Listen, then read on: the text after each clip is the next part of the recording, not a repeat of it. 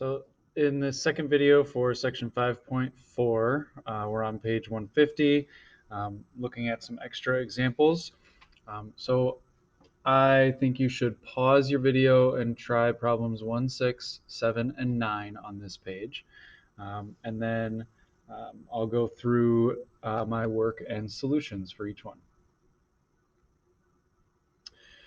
So with problem 1, I look at this setup here. I could graph these, but since I don't have a graph provided, I also notice that I have y equals in at least one of my equations. So this sets up nicely for substitution method to solve this. So I know y equals 3x minus 7, so I can substitute that expression for y in the other equation. So 3x minus 7 equals 3x plus 4. Now I notice that I have x's on both sides of my equal sign, so I'm going to move this 3x over to the left side. To do that, I have to subtract 3x since it is positive, so I'd subtract 3x on the right and on the left. 3x minus 3x adds to 0 on both sides, so they cancel. So I end up with negative 7 equals 4. So negative 7 does not equal 4, so that is a false statement, which means we have no solutions for number 1. The next one is number 6. On number 6, when I look at this problem, I notice that both equations are in standard form, so I should be using elimination to solve this system. Also, I notice that 5y and negative 5y, so I have opposite coefficients already, so I don't need to multiply either equation by anything. So I can just add down now.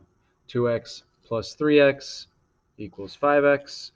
5y and negative 5y adds to 0, so they cancel. 8 and negative 3 adds to 5. From here, I can solve for x by dividing both sides by 5.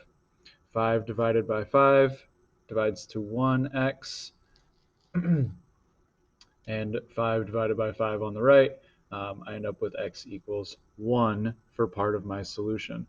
So now that I've found x equals 1, that tells me that I'm going to have a solution. So let's use 1 as an x value for one of the two equations. I chose to use the first equation. So 2 times x becomes 2 times 1, minus 5y equals negative 3. Multiply 2 times 1. Then I need to move the 2 to the left side, so it's positive, so subtracting 2 from both sides adds to 0, so my 2's on the left cancel. I'll bring my negative 5 down, or negative 5y down. Negative 3 minus 2 makes negative 5. Divide both sides by negative 5, and I end up with y equals positive 1. Negative 5 divided by negative 5 is positive 1. So my solution here is x is 1, y is 1, so the solution is the point 1, 1. Next problem is number 7.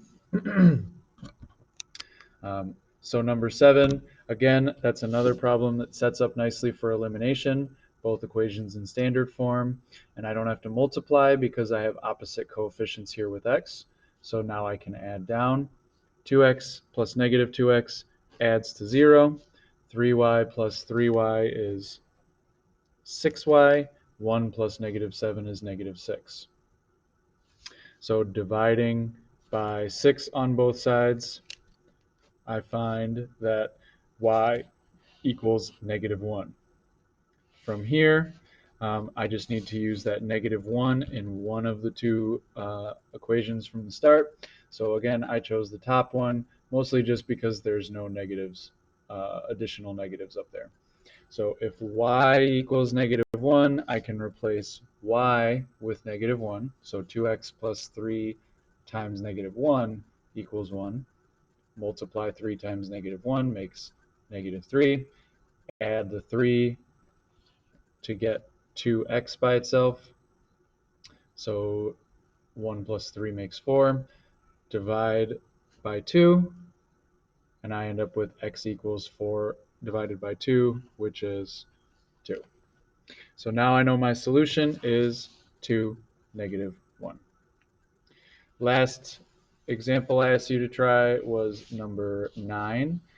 This one also sets up nicely for elimination as we're in standard form, but I don't have matching coefficients, so I need to multiply by something. If I wanted to eliminate y, I could bring 6 up and multiply, I could bring 2 down and multiply, but I also know that 2 times 3 would make -6y here. So I'm just going to multiply the top equation by 3.